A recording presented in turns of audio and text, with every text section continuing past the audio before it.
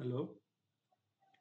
आपण सर्वनाम जे सुरू केलं होतं मागे, तर त्यापैकी सर्वनामामध्ये आपण अम्मा आणि तुम्म हे दोन जे सर्वनाम जे आहेत, त्याचे आपण माहिती घेतली होती.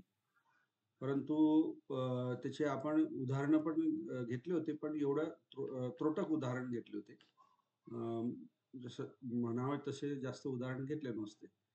आणि त्यापुढे हे जे बाकीचे जे सर्वनाम जे आहेत, क आहे, त आहे, एत आहे, नंतर यांचे म्हणजे स्त्रीलिंग, पुल्लिंग आणि नपुंसकलिंग. तर हे जे सर्वनाम जे आहेत ते आपण आज बघूया. त्यांचे विभक्ती काय आहे, काय नाही ते बघू आणि त्यानुसार मग प्रत्येकाचे आपण उदाहरणं पण घेऊया. ओके. तो पहिला जो आहे क, क सर्वनाम हा प्रश्नार्थक सर्वनामामध्ये जातो. म्हणजे क सर्वनामाने आपल्याला प्रश्न विचारता येतात किंवा उत्पन्न करता येतात, म्हणजेच बोलता येतात च्या सर्वनामाने.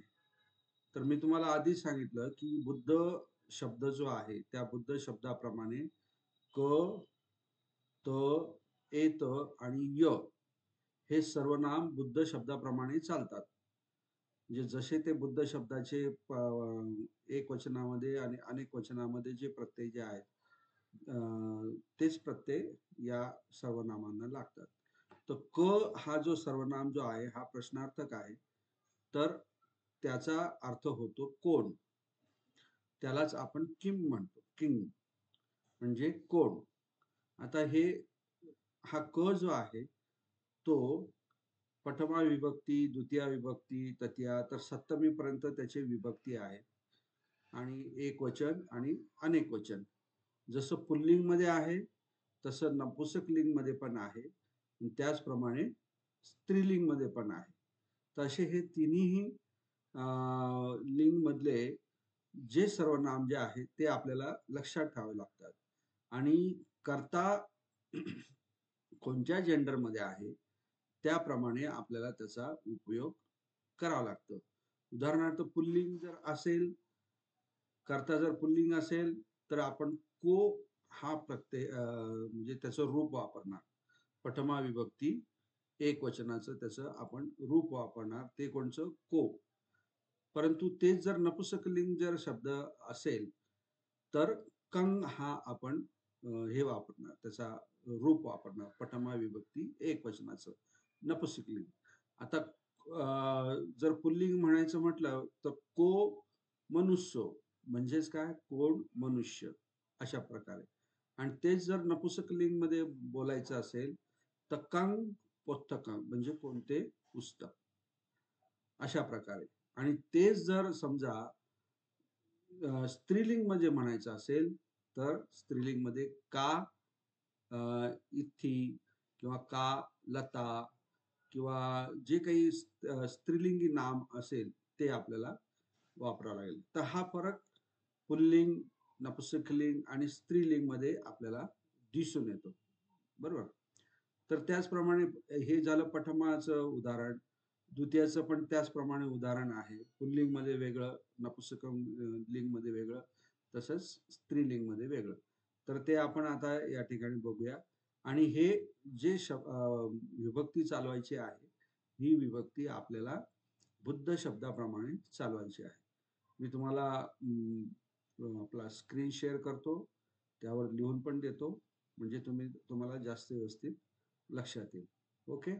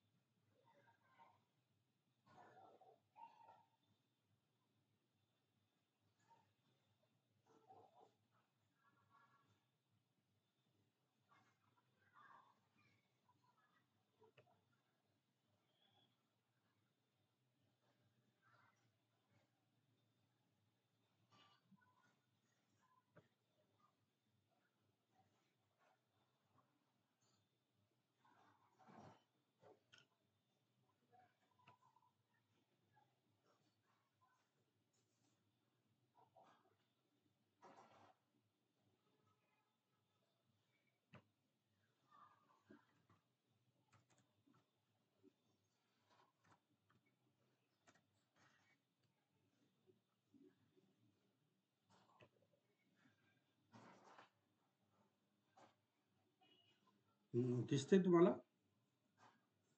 हो सर. दिसते ना?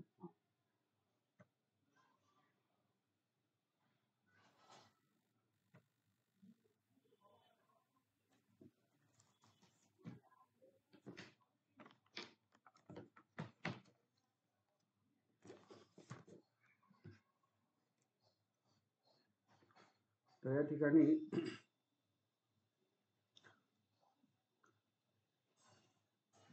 बुद्ध शब्द जो की आकारांत आहे,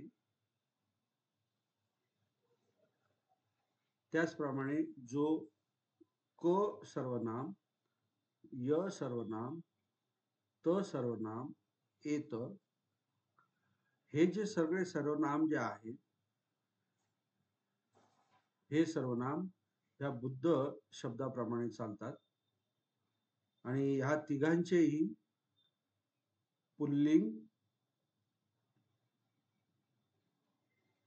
नंतर नपुंसकलिंग,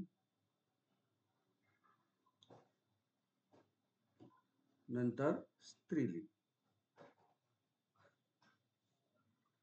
असे याच्याप्रमाणे यांचे सगळे काय रूप आपल्याला दिसतात याच्यामध्ये, विभक्तीमध्ये. बरोबर.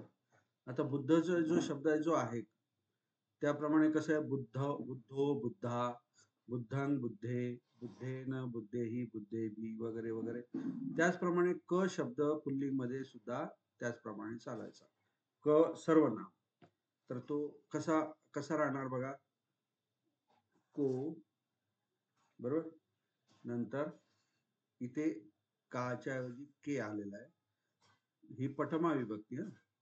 मी इथे नुसतं पठमा लिहितो, को, के, नंतर द्वितीयामध्ये कंग, के, नंतर केन, केही,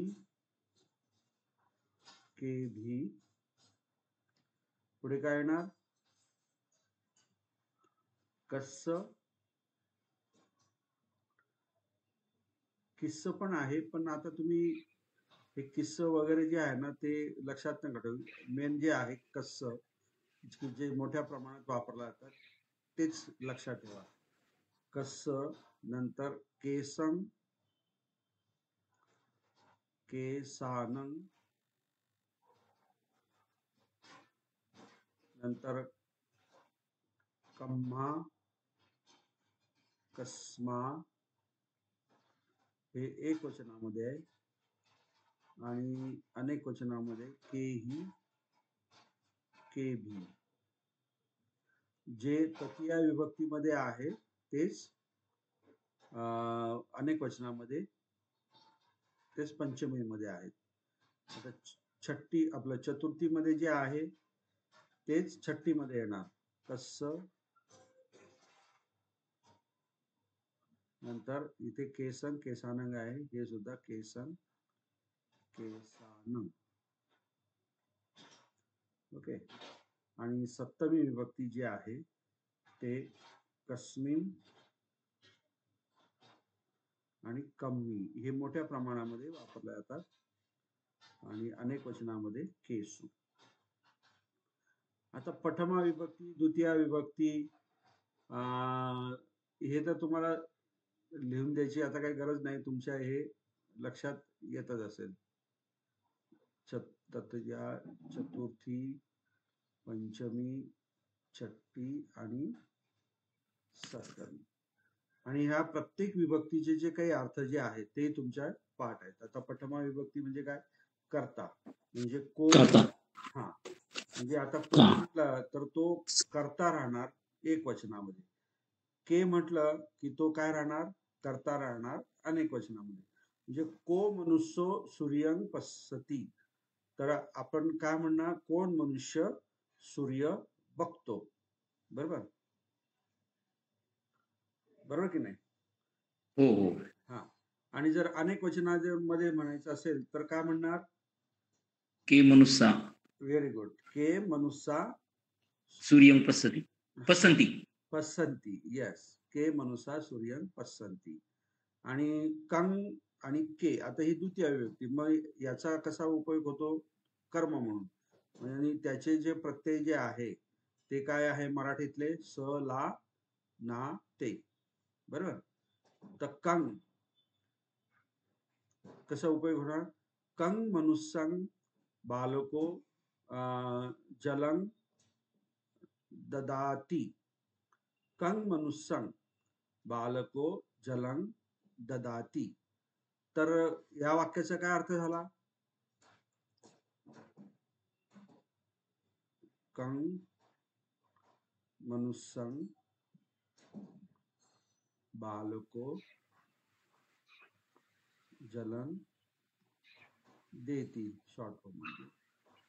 किंवा हे मी असं लिहिलेलं आहे ना, तर मी हे असं लिहू शकतो. आपलं सॉरी, बालको कंग मनुष्यं जलन देती. कारण हा जो बालको आहे हा काय आहे? कर्ता आहे. ओके. मग कंग मनुष्यांचा अर्थ काय होईल? कोण मनुष्य मुलाला किंवा बालकाला पाणी देतो?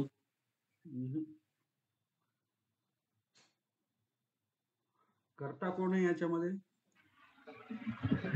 बालको कोणत्या मनुष्याला सर असं येईल ना? हा, तुम्ही जलन देती म्हटलं, देतो म्हटल्यानंतर कोण देतोय पाणी? बालको करता आहे ना. तर बाल हो. मुलगा कोणाला, कोणत्या मनुष्याला, हे द्वितीय विभक्ती आहे ना. ला, स, ते वगैरे तुम्ही विसरले वाटतं. हा, कोणत्या मनुष्याला पाणी देतो. तुम्हाला मी किती वेळा सांगितलंय की कर्ता आपलं क्रियापद बघायचं, कर्ता बघायचा, नंतर मग हे करायचं. कंग मनुष्यं बालको जलन देती म्हणजे कोणत्या मनुष्याला बालक पाणी देतो, किंवा बालको कंग मनुष्यं जलन देती म्हणजे मुलगा कोणत्या मनुष्याला पाणी देतो. हेच वाक्य जर अनेक वचनामध्ये करायचं असेल तर कसं करणार? बालको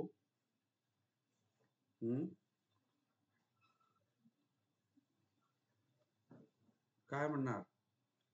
की हा, मनुष्याचं काय अनेक वचन? मनुष्या मनुष्या जलन. आता इथे देती येईल का देंती येईल? देंती. हा, काय येईल? अंती लागेल ना सर? अंती लागेल.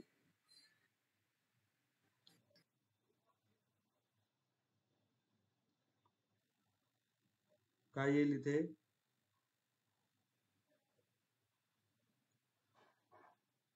देती येईल का देंती येईल? देंती. हा, देंती. देंती. देंती येईल. तुम्ही इतके महिने शिकवलं मी, देती सर, देती. पाणी फिरवून टाकलं तुम्ही. काय देती सर. अभ्यास करत नाही? बालको एक वचनी आहे ना. हा, बालको हॅलो? हा एक वचनी. बालको एक वचनी. करता एकवचनी. बरोबर. हो. करता एक वचनी पाहिजे ना. तुम्ही फसला तिथे. के मनुष्य म्हटलं, तुम्हाला अनेक वचन वाटलं, पण तो काय करता आहे का? तो क्रियापद आणि कर्ता हे एकमेकांना जोडलेले असतात. कर्ता एक वचनामध्ये, क्रियापद एक वचनामध्ये, क्रियापद अनेक वचनामध्ये, कर्ता पण अनेक वचनामध्ये. हे मी कितीतरी वेळा, 1000 वेळा सांगितलं असेल की हे नीट व्यवस्थित पालीचं ग्रामर शिकताना ही पवित्र जोडी सांगितली, नवरा बायको सांगितले, नंतर काय नवरदेव नवरी सांगितलं, या दोघांना उपमा देताना, पण तुमच्या काही डोक्यामध्ये ते बसलं नाही. आता माझा याच्या पुढे काही म्हणजे काय इलाज नाही त्याला.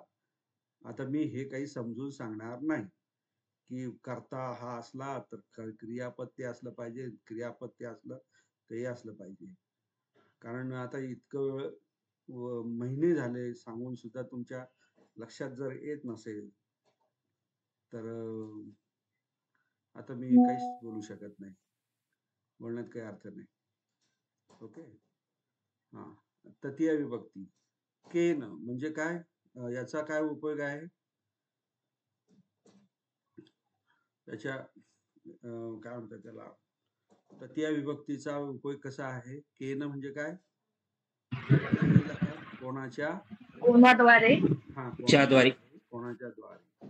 आणि हे के भी म्हणजे काय?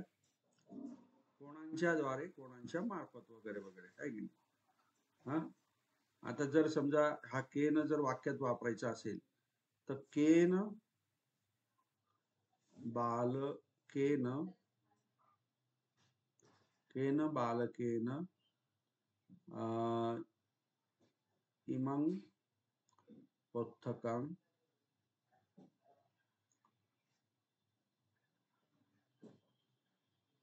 आहरी.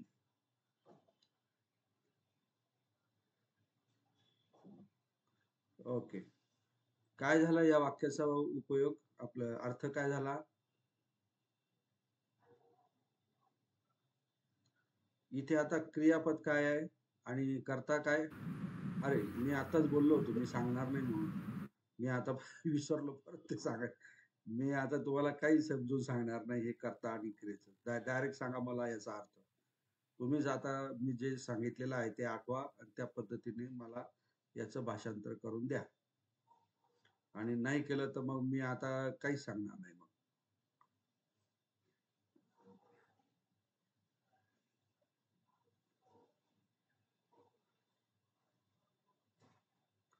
केन बालकेन इमं पुस्तकं आहरी. आहार म्हणजे काय? आणणे. हो. बरोबर. कोणत्या मुलाने हे पुस्तक आणले? करेक्ट. पुस्तक आणले. हा, आणले भूतकाळ ना, भूतकाळ. आहारी. भूतकाळ. हा, म्हणजे कोणत्या ई प्रत्यय मुलाने काय त्याला? आहारी ई प्रत्यय. कोणत्या मुलाद्वारे, कोणत्या मुलामार्फत असं म्हणतो आपण. परंतु प्रत्यक्ष बोलताना आपण असं म्हणतो का मार्फत? आणि आपण डायरेक्ट म्हणतो, कळतं आपल्याला की कोणाद्वारे. कोणत्या मुलाने हे पुस्तक आणले. Very good. कोणी सांगितलं हे वाक्य? चालते. हा, गुड. छान. आणि हेच वाक्य मग आता तुम्ही अनेक वचनामध्ये जर केलं तर काय कसं म्हणणार? अनेक वचन तर काय अनेक वचनामध्ये? केही, केही बाल, केही बालके भी. केही बालकेही इमं पुस्तके. पुस्तकं पण जास्तीचे घेतले.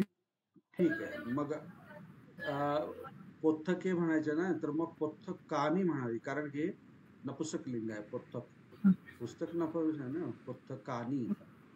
मग त्याचबरोबर हा सुद्धा तुम्हाला इमंग जो आहे ना, याला पण अनेक वचनामध्ये करावा लागेल. तो काय होईल? इमानी.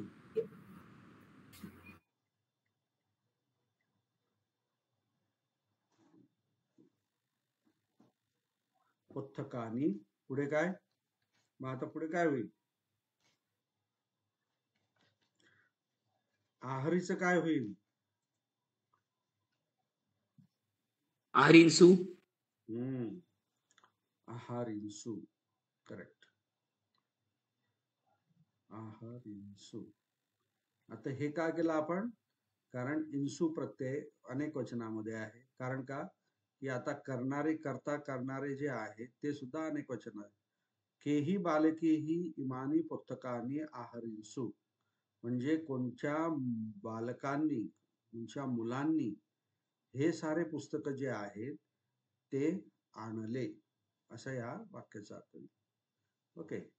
नंतर चतुर्थी. कस्स, किस्स, केसं, केसानं. तर हे चतुर्थी म्हणजे काय त्याचा अर्थ होतो? च्यासाठी, च्या करता.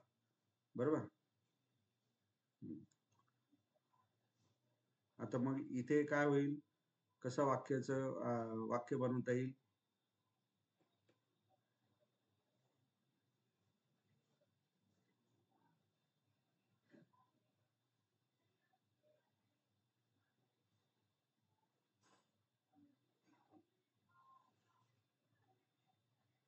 हम्म?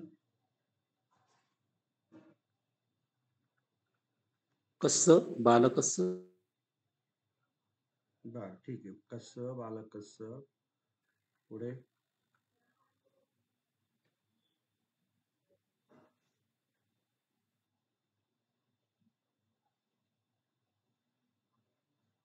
जे कोणत्या बालकाकरिता, कोणत्या बालकासाठी, हे तुम्ही लिहिलं बरोबर आहे. पुढे तसं काय?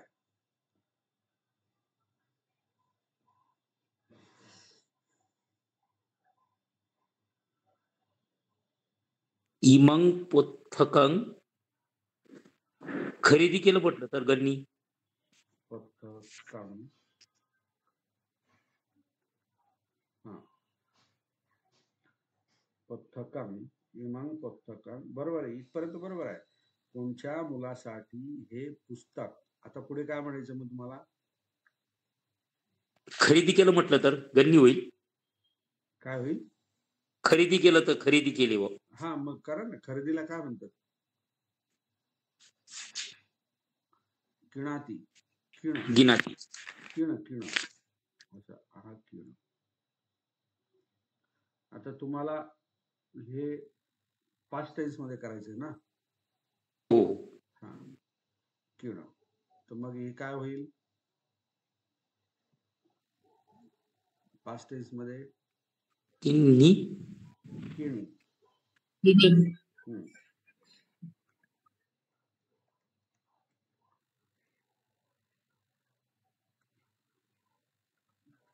ओके. कस्य बालकस्य इमं पुस्तकं किणी. ओके. आता ह्या वाक्यामध्ये कर्ता कोण आहे?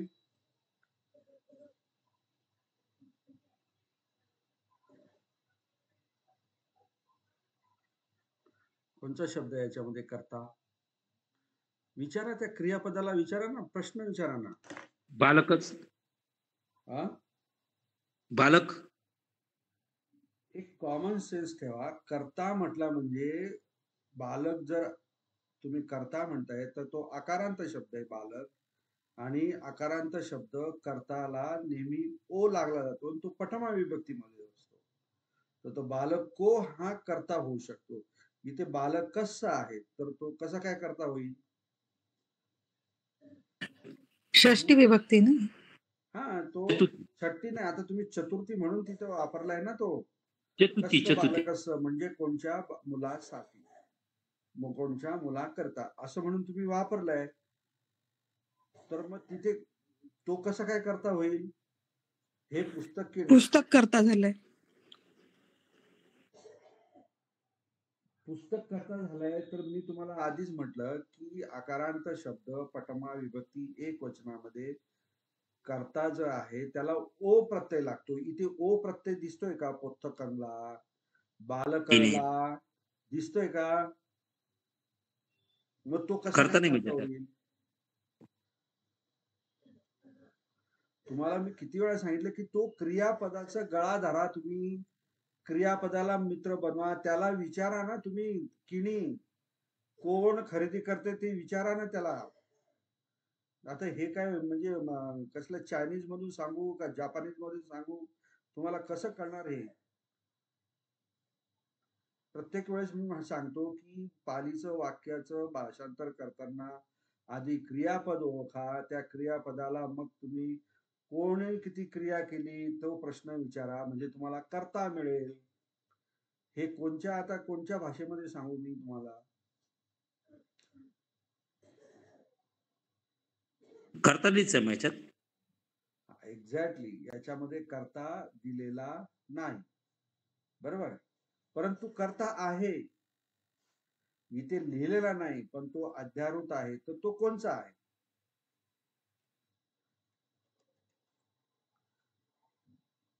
गृहीत धरलेला आहे. जसं की बघा, बुद्धं शरणं गच्छामि. गच्छामि क्रियापद आहे.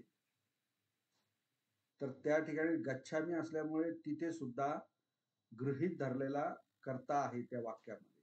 तो कोणचा? अहं. अहं. करेक्ट, बरोबर. तर त्याचप्रमाणे इथे सुद्धा किणी हे जे आहे क्रियापद, तर त्याचा सुद्धा कर्ता इथे आपल्याला ग्रहित आहे धरलेला, तर तो कोणचा आहे? कोणी खरेदी केली? कर्ता विचारा त्याला. मग आता आपण ई प्रत्यय लावला आहे, तर प्रथम पुरुष मध्ये कोणचा येणार करता? एक तर सर्वनाम करा, नाहीतर सरळ सरळ नाव टाकून द्या कोणाचं तरी. खरेदी करणारा तर कोणीतरी दिसला पाहिजे ना. ते काय अदृश्य, ते काय जादू आहे का तिथे? एक तर सर्वनाम टाका, नाही तर नाव टाका तिथे वाक्यामध्ये. नाही येत लक्षात?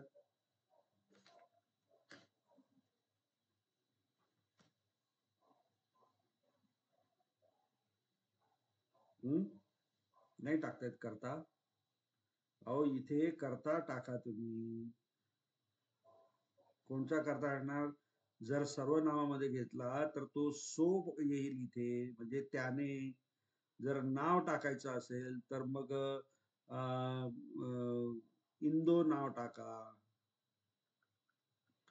किंवा कोणाचं महिंदो नाव टाका. आता इथे ओ लागलेला आहे म्हणजे हा कर्ता झाला, हा ई आ लागला म्हणजे कर्ता झाला. सो म्हणजे हा प्रथमपुरुष एक वचनातला कर्ता झाला. सो म्हणजे त्याने कोणत्या मुलासाठी हे पुस्तक खरेदी केले? इंद्राने कोणत्या मुलासाठी हे पुस्तक खरेदी केले? कोणी खरेदी केले? त्याने खरेदी केले, किंवा इंद्राने खरेदी केले, किंवा महेंद्राने खरेदी केले? हे गणित तुम्हाला कसं जमणार? मी ते विचारतो इतकं स्पष्टपणे तुम्हाला समजून सांगतोय, तरी पण तुमच्या लक्षात नाही आलं. तुम्ही त्या क्रियापदाला प्रश्न विचारायचा कर्त्यासाठी, तो कोणता विचारायचा? कोण? हे तर किती वेळा सांगितलं मी तुम्हाला. कर्म जर शोधायचं असेल तर क्रियापदाला काय प्रश्न विचारायचा, कोणाला प्रश्न विचारायचा, हे समजून सांगितलंय की नाही मी तुम्हाला? मला फक्त आता हो किंवा नाही उत्तर द्या. हो. प्रत्येकाने उत्तर द्या. हो सर. हो सर. मग आता हे परीक्षा 15 दिवसावरती आली तुमची. तुम्हाला आता हे जर समजा तुम्ही विसरला असाल, तर मग काय एवढे दिवस तुम्ही वाया घालवले, माझे पण आणि तुमचे पण.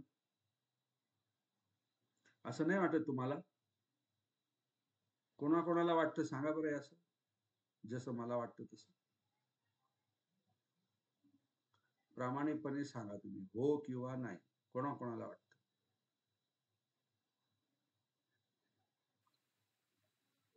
कोणाकोणाला वाटतं? नाही सर, तसं काही नाहीये. थोडस कन्फ्युजन झालं. असं नाही ना मॅडम. मी इतकं जीव तोडून तोडून तुम्हाला कशासाठी सांगतो, तयार करतो, तर की ते तुम्ही कंटिन्यू ह्या अभ्यासात राहावं. मी रोज क्लास घेतो आहे.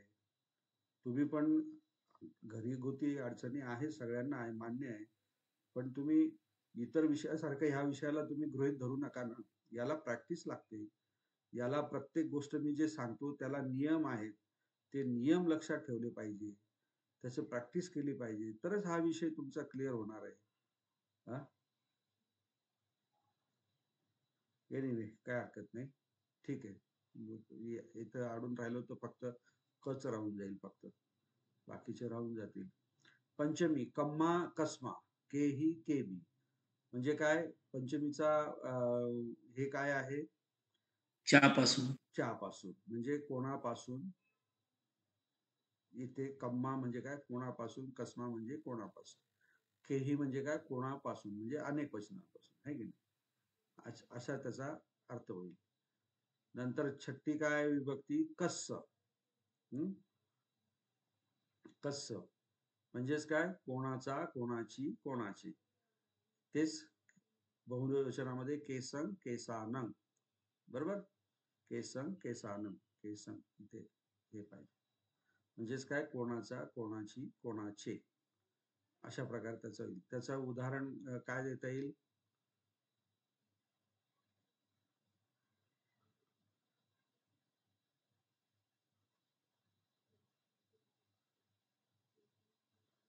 कस्य मनुष्यस्य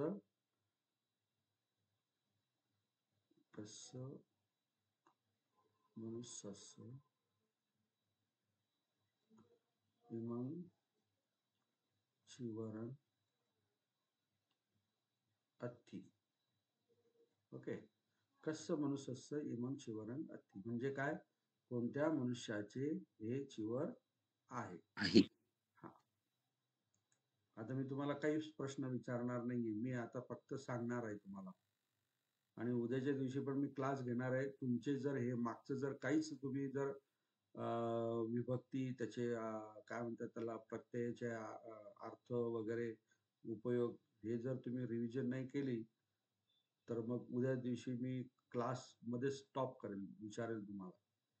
ओके, आता तुम्हाला एक्सक्यूज नाही. सप्तमी कस्मी कम्मी याचा अर्थ काय होईल? कशा, कोणामध्ये, काय, कोणाच्या हा हा, कस्मी कम्मी. आता कस्मी म्हणजे काय? कोणाच्या वर, कोणाच्या खाली वगैरे वगैरे. कस्मिन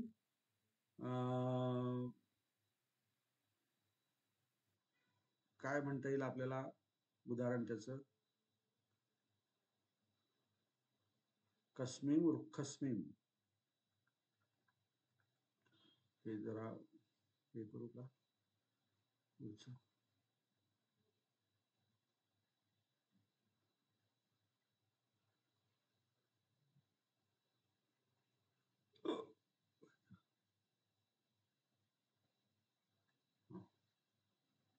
कस्मिन वृक्षस्मिन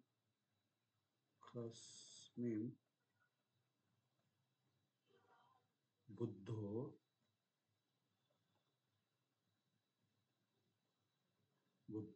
प्रथमा संबुद्धो. कस्मिन वृक्षस्मिन बुद्धो प्रथमा अभिसंबुद्धो. हा प्रश्न आहे. या प्रश्नाचं काय, कसा प्रश्न आहे हा?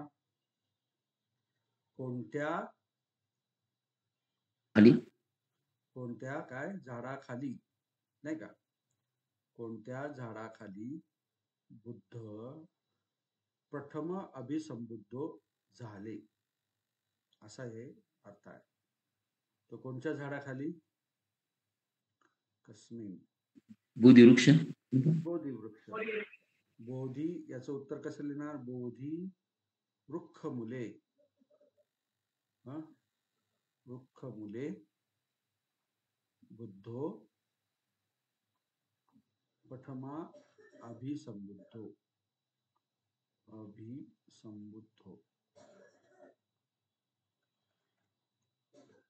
ओके, तर अशा प्रकारे हा क जो आहे तो आपण बघितला. आता याचे हे पुल्लिंगचं बघितलं आपण. तर नपुंसकच्या मध्ये काय येणार, चेंजेस काय होणार त्याच्यामध्ये? नपुंसक मध्ये प्रथमा विभक्तीमध्ये पण कम राहणार किंवा किम राहणार, आणि अनेक वचनामध्ये के किंवा कान.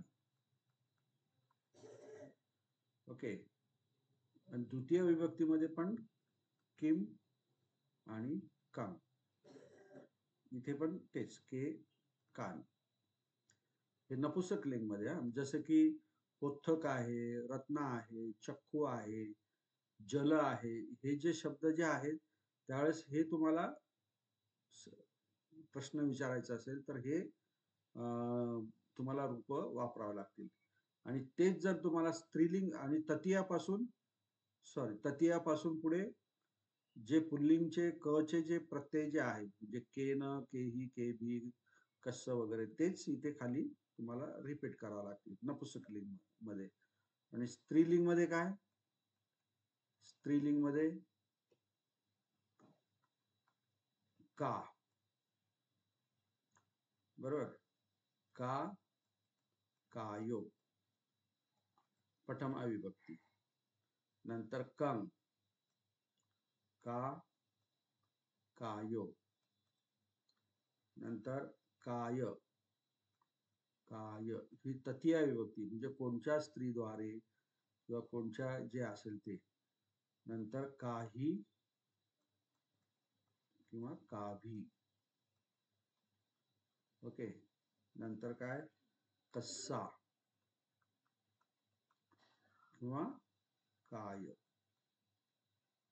चतुर्थी विभक्ती. तर इथे काय होईल कासं कासानं. कासं कासानं. ओके. नंतर पंचमी नुसतं काय. हा काय इथे महत्वाचा आहे आणि हा य काय आहे प्रत्यय आहे प्रत्येक ठिकाणी. आणि का काय आहे कारण स्त्रीलिंग शब्द मोस्टली आकारांत शब्द असतात म्हणून हा क ला आ प्रत्यय लागलेला आहे. का का कायू कंका कायो काय कसा वगैरे. ओके. पंचमी मध्ये काय काही काही काभी. नंतर छट्टी कसा काय. काय हा सगळीकडे कॉमन आहे. नंतर कासं कासानं. सगळ्यात शेवटी जे आहे कस्सं. इथे लक्षात ठेवा स्त्रीलिंग मध्ये कस्सं किंवा कायं. पुस्तकामध्ये दिलेलं आहे ते सगळं फक्त इथे तुम्हाला समजण्यासाठी मी लिहितोय कासू सप्तमी विभक्ती. तर अशा प्रकारे हे क जो सर्वनाम जो आहे हा क सर्वनाम चे हे पुल्लिंग नपुंसकलिंग आणि स्त्रीलिंग मध्ये हे त्याचे रूप आहेत विभक्तीचे रूप आहेत विभक्तीचे रूप आहेत. बरोबर. तर हे आता हे स्त्रीलिंगचे उदाहरणं पण जसे आपण पुल्लिंगचे घेतले त्याचप्रमाणे तुम्ही करू शकता.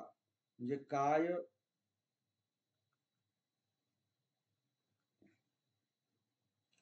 काय वनिता. वनिता म्हणजे काय स्त्री. म्हणजे कोणची स्त्री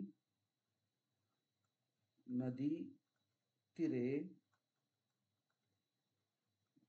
जलं आहारितुम गच्छी.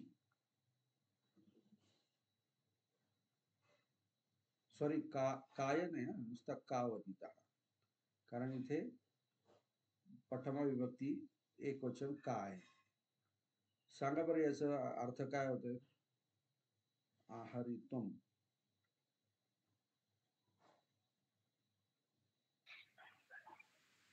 कोणती स्त्री नदी तीरावर पाणी आणायला गेली. पाणी का वनिता नदी तीरे जलं आहारितुम गच्छी. म्हणजेच कोणती स्त्री कोणती महिला वनिता म्हणजे काय महिला नदी तीरावर पाण्याला आहारितुम आहार म्हणजे काय आणणे. तुम हा प्रत्यय इथे लागला त्याचा अर्थ होतो साठी किंवा हेतू. काय हेतूनी आहारितुम म्हणजे आणण्यासाठी. गच्छी गच्छी हे काय आहे पास्ट टेन्स मधलं क्रियापद आहे म्हणजे गेली.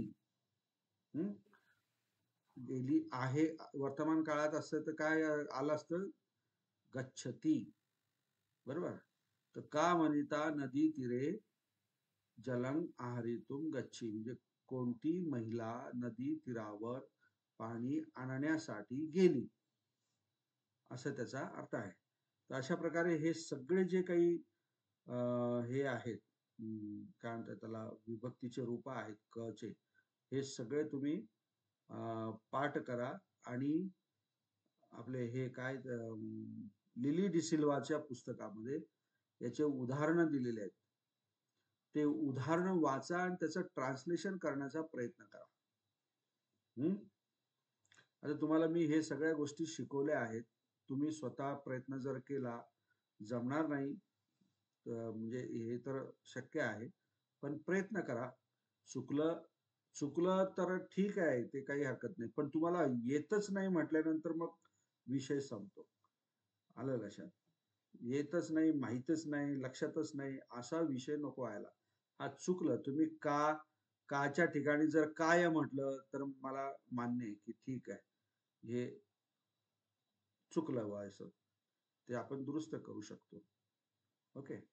तर अशा प्रकारे हे सगळ्या गोष्टी तुम्ही जो आहे सर्वनाम त्याच्या बाबतीमध्ये तुम्ही उदाहरणं जे आहे ते उदाहरणं तुम्ही आता स्वतः करा. कारण काय तुम्हाला सगळं जर समजा आयतं करून दिलं ना तर तुम्हाला ते हे जमणारच नाही शेवटपर्यंत तुम्हाला हे करण्यासाठी, प्रॅक्टिस करण्यासाठी.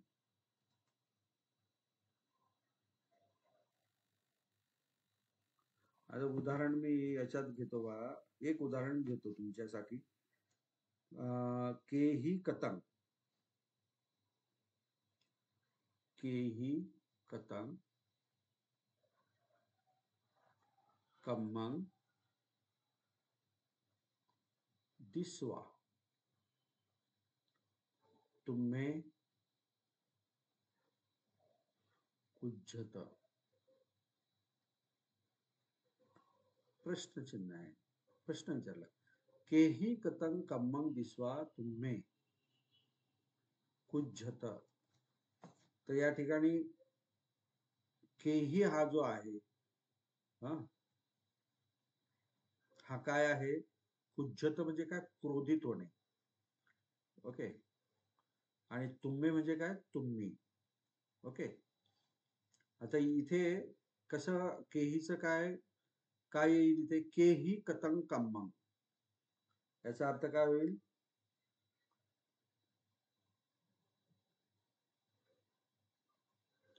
आता बोला. केही हे कोणत्या विभक्तीमध्ये येईल? तृतीया तृतीय किंवा पंचमी, नाही का? तर मग पंचमी तर इथे काही लागू होत नाही. मग काय लागू होईल? तृतीय विभक्ती. म्हणजे काय अर्थ होईल याचा? केही म्हणजे काय? कोणाच्या द्वारे. कोणाच्या द्वारे. कतंग कम्मंग म्हणजे काय? केलेले कर्माला. कारण इथे द्वितीय विभक्ती आहे ना, इथे दोघांना काय आहे? अनुस्वार आहे. कोणाद्वारे केलेल्या कर्माला, कोणाद्वारे केलेल्या कर्माला, इथे कोणाद्वारे आणि केलेल्या कर्मांना.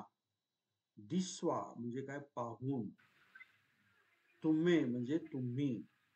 कुज्झत म्हणजे क्रोधित होतात.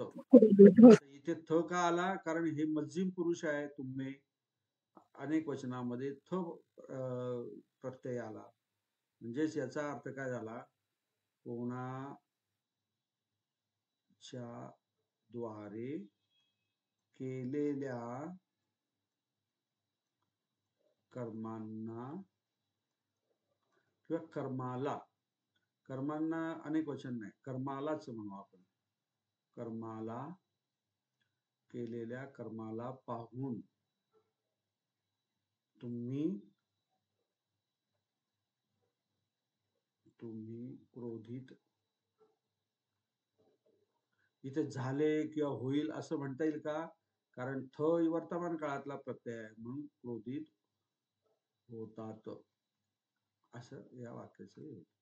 तर अशा प्रकारे इथे याच्यामध्ये दिलेले आहेत, उदाहरण दिलेले आहेत, ते तुम्ही प्रयत्न करा. कस्मा अम्मेही सच्चंग भासी तब्ब. कस्मा, कस्मा. आता हा जो कस्मा आहे याचे दोन अर्थ आहे खरं तर. हे कस्मा इथे द्यायला नाही पाहिजे. कस्मात अम्मेही सच्चंग भासी तब्ब, भासी तब्बंग सच्चंग भासी. तर हा जो कस्मा जो आहे ना, हा इथे खरं क्रिया विशेषण म्हणून वापरला आहे. तर हा सर्वनामाच्या याच्यामध्ये द्यायला नाही पाहिजे होतं.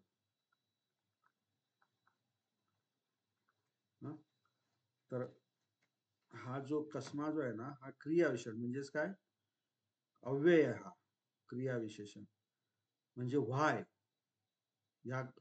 याचा अर्थ होतो व्हाय, का, किंवा इंग्रजीमधून किस लिए. कस्मा अम्मेही म्हणजे आमच्याद्वारे. सच्चंग भासी तब्बंग म्हणजेच काय, सत्य बोलले पाहिजे असं. का आमच्याद्वारे सत्य बोलले पाहिजे, असं हे या वाक्याचा अर्थ आहे. तर हे कस्मा इथे काय सर्वनाम म्हणून हा शब्द आलेला नाही. तर हे सर्वनामाचं हे जे उदाहरण जे आहे इथे लागू होत नाही, या चॅप्टर मध्ये लागू होत नाही. हेच जर उदाहरण त्यांनी क्रिया विशेषणामध्ये दिलं असतं ते संयुक्त राहिलं असतं. ओके, ठीक आहे. आता ह्या क प्रमाणेच दुसरा जो शब्द जो आहे तो कोणता आहे, याच्यात काही कोणाला अडचण आहे? क सर्वनाम झाला, आता य सर्वनाम. य सर्वनाम. ओके, तर जसं क आहे त्याचप्रमाणे य, म्हणजे बुद्ध शब्दाप्रमाणेच यो काय येईल पुढे? या. या येईल का ये येईल? कोच कसं आहे? ये ये. नंतर पुढे सांगा पटापट. यंग, ये न, हा, ये भी, ये न, ये ही, नंतर ए भी, नंतर चतुर्थी यस, व्हेरी गुड. येसंग, येसंग, ईसानंग, बरोबर. नंतर यम्हा, यस्मा यम्मा. यम्मा. नंतर एही एभी, एही एभी. पुढे सांगा. छठी यस, यस. हेच पुढे येसंग, ईसंग, एसानंग. ईसानंग. हा, पुढे सप्तमी यस्मी, यस्मिन, यस्मिन, यस्मी, यम्मी. यम्मी, हा, आणि इथे काय येईल? येसू. येसू. हा, आता हे सगळे जे पठमा, द्वितीया, तृतीया, चतुर्थी, पंचमी, छठी यांचे उपयोग जे आहे विभक्तीचे तुम्हाला माहिती आहे, कर्ता, कर्म, करण वगैरे, आहे की नाही?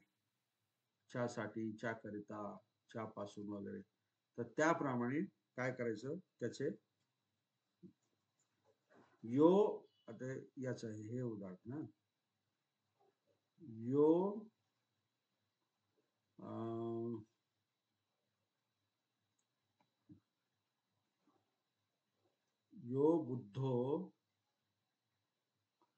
यो बुद्धं पश्यति. सो गिलानं पश्यति. किंवा यो गिलानं पश्यति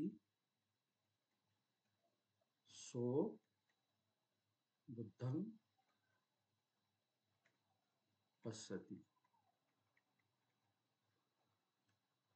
सांगा बरं याचे अर्थ. य म्हणजे काय? जो. हा जो य जो आहे ना, त्याचा मराठीतनं आपला अर्थ होतो जो. जो बुद्धांना पाहतो. गिलान म्हणजे आजारी. तो रोगीच पाहतो. बरोबर, करेक्ट. जो बुद्धाला पाहतो तो रोगीला पाहतो, जो रोगीला पाहतो तो बुद्धाला पाहतो. हे भगवान बुद्धांचं हे आहे, कोटेशन आहे बरं काही. हे ज्यावेळेस एक भिक्खू खूप आजारी असतात ना, तर त्याची इतकी दुर्दशा असते की तो त्या मूत्र आणि याच्यामध्ये तो पडलेला असतो, कृश झालेला असतो. त्याची कोणीच सेवा करत नाही, त्याचे उपठाक कोणी सेवा करत नाही. तर भगवान बुद्ध अवलोकन करतात, त्यांना दिसतो तो भगवान बुद्ध स्वतः त्या भिक्खूकडे जातात, त्याची आंघोळ करतात, सगळी त्याची सेवा करतात आणि भिक्खूंची सेवा करणे किंवा आजारी माणसांची सेवा करणे हेच बुद्धांना बघणे होय, असं भगवान बुद्ध त्यावेळेस उद्गार करतात.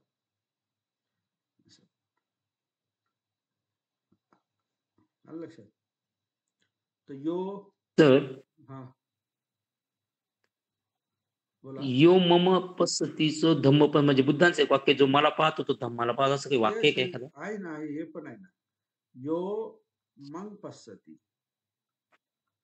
बरोबर. यो मग पश्यती सो धम्मं पश्यती, किंवा यो बुद्धं पश्यती सो धम्मं पश्यती. जो बुद्धाला बघतो तो धम्माला बघतो, जो धम्माला बघतो तो बुद्धाला बघतो, असं असं पण आहे.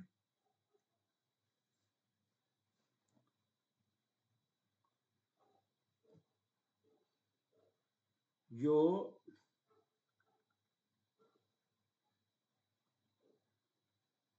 यो अध्ययन करोति सो अद्धा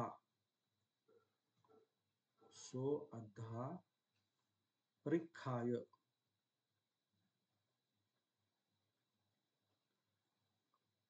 परीक्षायन उत्तीर्णो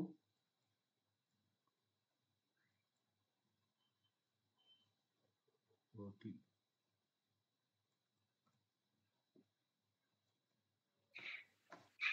जो अभ्यास करेल तो अद्धा म्हणजे निश्चित. तो निश्चित जो परीक्षा अभ्यास करीत तो निश्चित परीक्षा. हा इथं उत्तीर्णोच्या ऐवजी उत्तीर्ण आहे. हे उत्तीर्ण, परीक्षायन उत्तीर्ण होती. त्याचा अर्थ काय आला? या वाक्याचा अर्थ काय आला? जो जो अभ्यास करतो तो निश्चित तो परीक्षेत निश्चित परीक्षा पास पास होईल. होतो. होईल कसं काय? होती. होतो. खरं कोण आपल्या ह्या मॅडम ना, भारती मॅडम ना? हॅलो. हो सर, हो सर. तुमचा आवाज पाठ आहे माझा. होतीचा काय होईल म्हणता का? भविष्यकाळ थोडीच येतो. होतो. हा.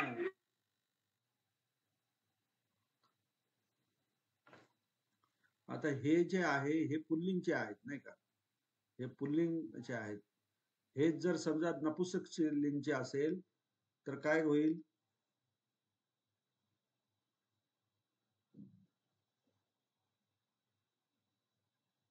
कसं होईल नपुसक लिंग मध्ये? जे अभ्यास करतात ते परीक्षेत पास होतात. नाही. जे आणि ते.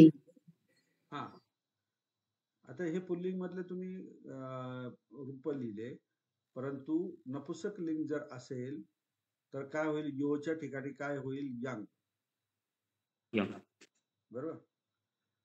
आणि इथे ये आणि यानी, इथे पण काय होईल? यंग आणि इथे ये आणि यानी, आणि खाली सेम तसंच झाले. नपुसक लिंगचे रूप झाले. फक्त प्रथमा विभक्ती आणि द्वितीय विभक्ती. येस. तर यंग आता हे आणि इथे पण यंग आहे प्रथमा आणि द्वितीयामध्ये. इथे पण ये आणि यानी, ये पण यानी. आता यंगचा अर्थ काय? आपण बघितलं ना, यंग इच्छती, काय त्याच्या पुढे काय? यंग यंग इच्छती, ज्याला ज्याला किंवा जे जे इच्छा करतो, तंग तंग न लभती, म्हणजे ते लाभ होत नाही. तंपी काय? तंपी म्हणजे तंग अपी, अपी म्हणजे सुद्धा, तंग म्हणजे ते सुद्धा काय आहे? यंग यंग इच्छती तंग तंग न लभती. तंपी काय आहे? हे तुम्हाला येत नाही, हेच मोठं दुःख आहे. तुम्हाला सांगता येत नाही, हेच माझ्यासाठी फार मोठं दुःख आहे. यंग यंग इच्छती तंग तंग न लभती तंपी अव्यय ना तंती दुःखम, ते सुद्धा काय दुःख आहे. दुःखाची व्याख्या करताना सांगितलं ना की भगवान बुद्धांनी, जे जे इच्छा करतो ते प्राप्त होत नाही, लाभत नाही, ते सुद्धा काय आहे? दुःख आहे. ओके, हे पुढे तर आहेच. मग आणि यानीचा उपयोग कुठे आलेला आहे? यानी गाथेमध्ये आहे काय? कोणचं ती रत्नसुत्तामध्ये याने आणि भूतानी आणि यानी याने भूतानी समागतानी. यानी आणि ध आहे, इथे संधी आहे बघा. यानी अधिक इध. आता इथे कोणत्या स्वराचा लोप झालेला आहे? परस्वराचा. ई. हा ईचा लोप झालेला आहे आणि हा ध इथे झाला. यानी ध म्हणजे जे इथे असा. ओके, बाकीचं तर तुम्हाला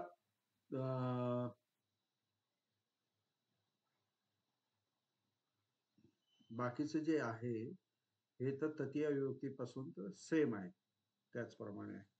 ओके, आणि स्त्रीलिंग मध्ये काय करणार? स्त्रीलिंग मध्ये कसं होणार?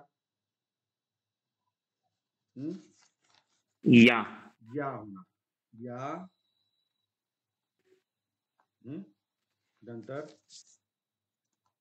या यायो. हा बोला बोला. या बरोबर आहे. यायो. या या यायो. नंतर ये नाही, young young young sorry young. Young young या यायो. या यायो यंग या यायो. हा, नंतर पुढे यायो. काला आता य लागला याय. नाही, तसं याला आता सगळीकडे य लागेल. या य या य या य या य. कसे आले? तृतीया, चतुर्थी, पंचमी, छठी आणि ही सप्तमी. या य आणि या यंग हा एक ऍडिशनल असतं. बाकी आता तृतीयानंतर पुढे काय आहे? सगळ्यांकडे काही या ही या भी नाही का? नंतर चतुर्थीला काय येईल? यासंग. जसं केसंग यासानी. केसानंग तसं यासंग यासानी. यासंग यासान यासानम. नपुसकलिंग. या हा, नंतर हे पंचमी नाही, आवाज कट होतोय. पंचमी. आवाज येत नाही व्यवस्थित? येतोय येतोय. पंचमीचं काय येईल? याय याही याभी. छठ्ठीचं काय होईल? यासंग यासानम. नंतर यासू. आता हे विभक्तीच्या प्रमाणे प्रथमा विभक्ती, द्वितीया, तृतीया, त्याच्याप्रमाणे त्याचे काय अर्थानुसार काय करायचे? वाक्य बनवायचं. ठीक आहे. आता या वनितायो, या वनितायो. म्हणजे काय? ज्या महिला. हम्म. या वनितायो बुद्धां बुद्धां नमन्ति ता सुखं सुखं सुखं काय येईल? सुखं लभती, लाभ होतो. हा ठीक आहे, लाभ होतो पण होईल. कप्पेती पण म्हणजे सुखाने जीवन व्यतीत करतात किंवा वगैरे, किंवा लभती सुखं लभती पण छान आहे, काय हरकत नाही. लभंती नाही, हा ता सुखं लभंती बरोबर आहे, कारण ता नाही, या वनिता हा नाही इथे बरोबर आहे. अनेक वचनामध्ये या आहे किंवा यायो आहे. इथे यायो वनितायो म्हटलं तरी चालेल, किंवा या वनितायो, म्हणजे ज्या महिला बुद्धांना नमन करतात त्या सुखाला चा लाभ करतात किंवा त्यांना सुख प्राप्त होते वगैरे असं. तर हे अशा पद्धतीने तुम्ही पुढचे पण वाक्य ह्या पालीच्या लिली डिसेल्वा पुस्तकामध्ये सगळे आहेत, तुम्ही ते हे करा. ओके. नंतर पुढचा जो आहे काय म्हणतात त्याला, सर्वनाम, तो कोणता आहे? तो आणि येत. ओके, तो आणि येत. आपण आतापर्यंत काय बघितला? क आणि य बघितला, तो आणि येत. तुम्ही त शिकला म्हणजे येत आला, फक्त त्या तच्या आधी काय लावायचं तुम्हाला? ए लावायचं. ओके. आता हा त आणि येत उद्या घ्यायचं का? हो सर. उद्या घेऊ आपण, म्हणजे जास्त जमलिंग नको व्हायला. आणि त्यानंतर मग उद्या आपला हे सर्वनाम संपलं की मग आपण काय होतं त्याला, हे धम्मपद राहिले ना आपले, धम्मपद शिकवायचे तुम्हाला राहिलेले. ओके. तर ते धम्मपदामधले वग्ग जे आहेत, चित्त वग्ग वगैरे, ते तुम्हाला मी शिकवेल. चालेल. आता याच्यामध्ये कोणाला काही अडचण?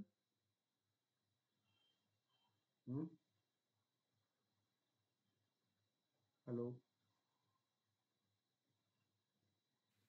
नाही सर, सोडवल्यावर येईल सर. आता ते करतो सर. हा, सराव करतो सर. हा, तुम्ही घरी अभ्यास करा बरं व्याकरणाचा. तुम्ही आज मला खूप नाराज केलेला आहे, पण मी त्याला काय म्हणतो त्याला,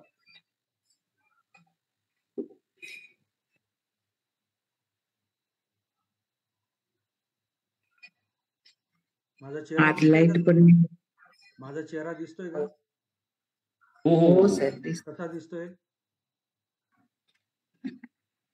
हा हा कसा दिसतोय? नाराज. नाराज चेहरा दिसतोय. दिसतोय की नाही? का नाही दिसत? हो हो सर. हा, तर अभ्यास करा. उद्या दिवशी सगळ्या गोष्टी व्यवस्थित झाल्या पाहिजे. उत्तर पण व्यवस्थित आजही दिले तुम्ही, नो डाऊट, पण थोडस